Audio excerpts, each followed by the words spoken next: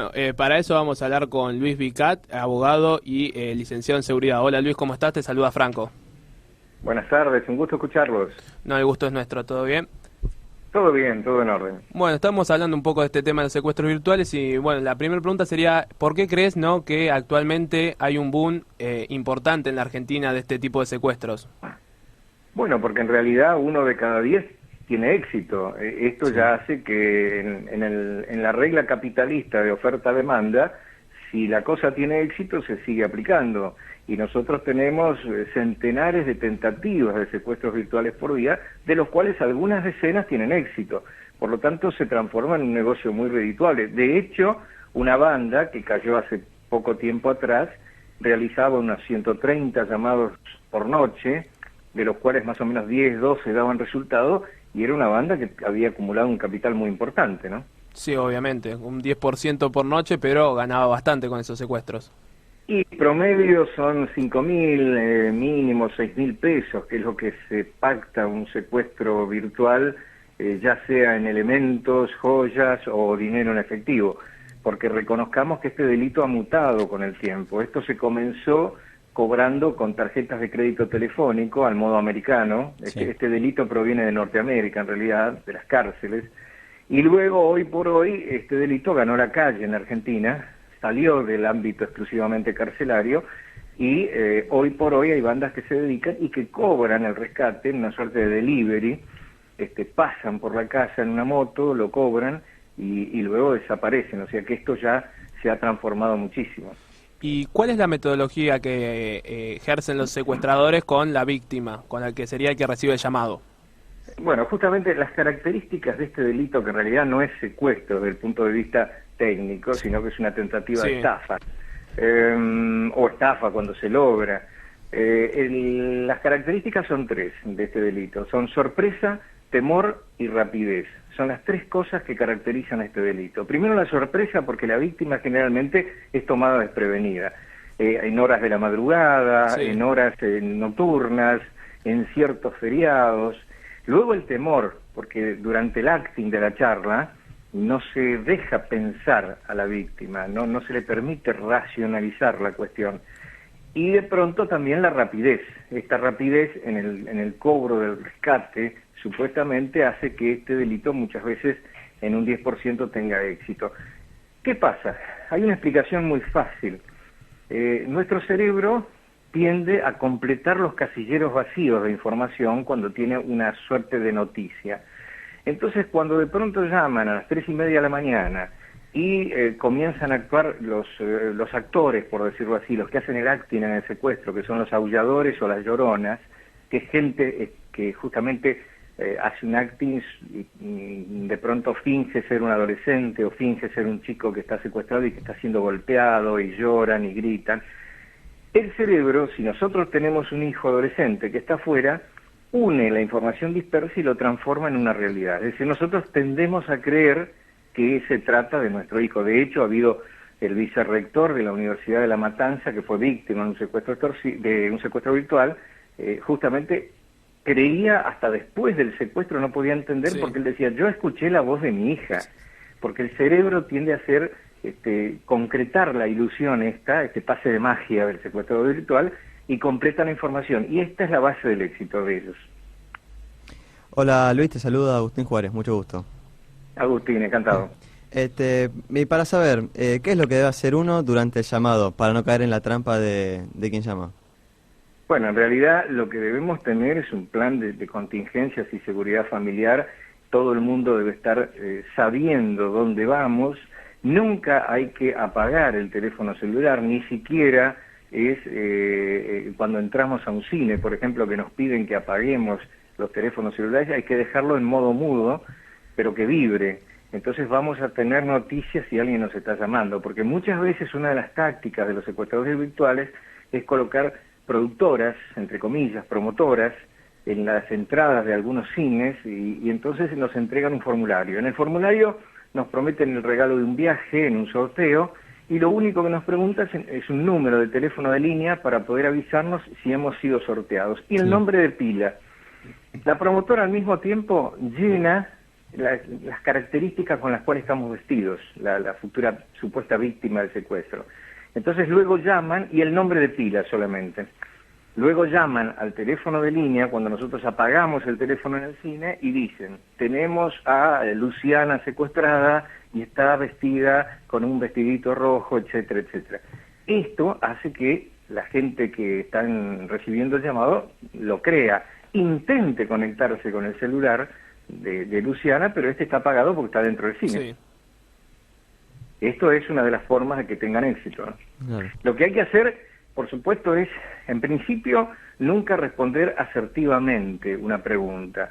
Si llaman preguntando, ¿se encuentra Rosa, por ejemplo? Tenemos que contestar, ¿de qué Rosa me habla? No decir, ¿se encuentra o no se encuentra? Nunca hay que contestar, inclusive en realidad yo les aconsejo vivamente contestar cualquier tipo de encuesta telefónica.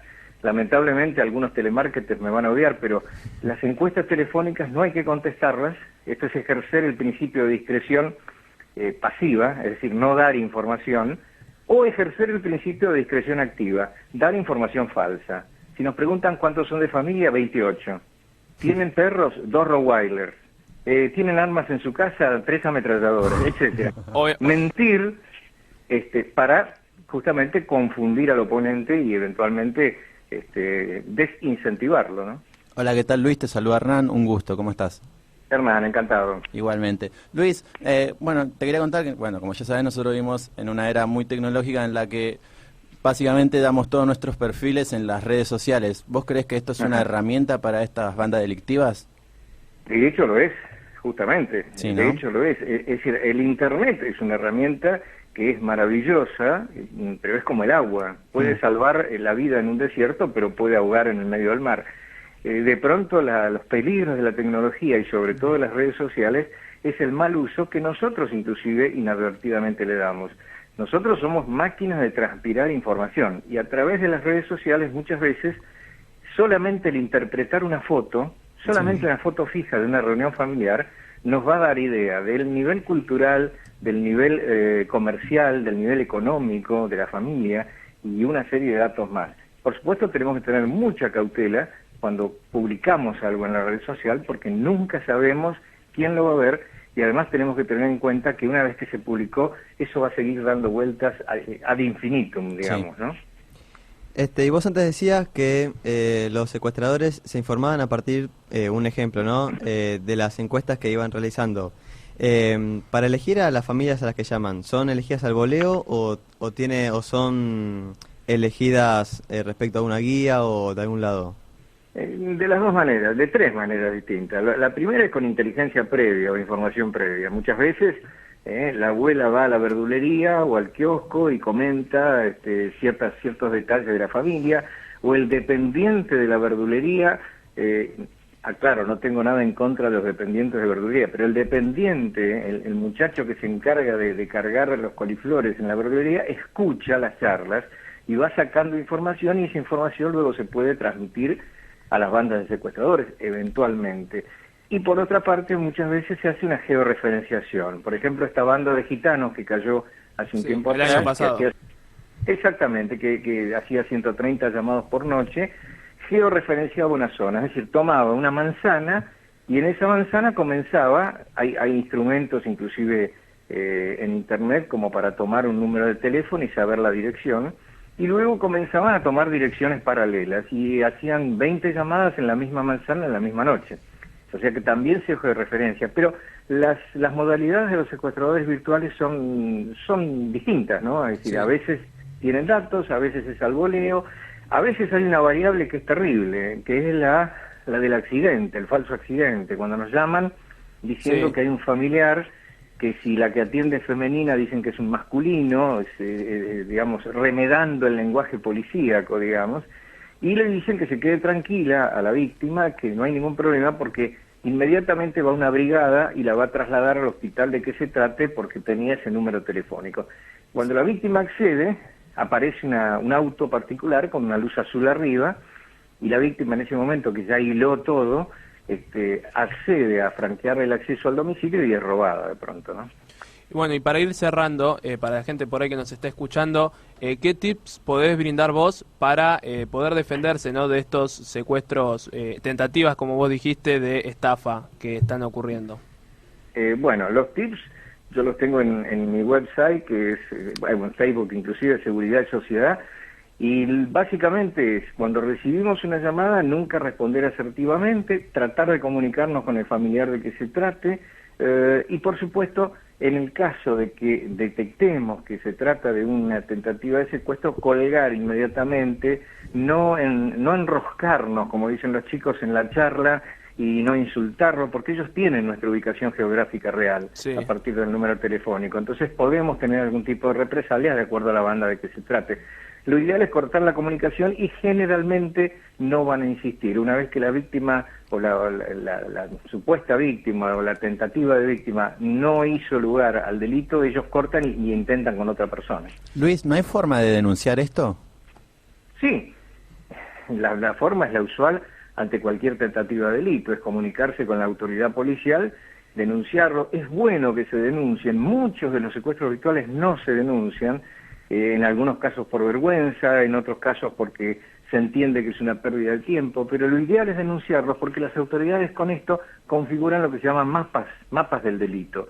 Y entonces van teniendo de alguna manera un modelo de seguimiento de dónde están trabajando las bandas, y se puede llegar a hacer algún tipo de cruce, algún tipo de información.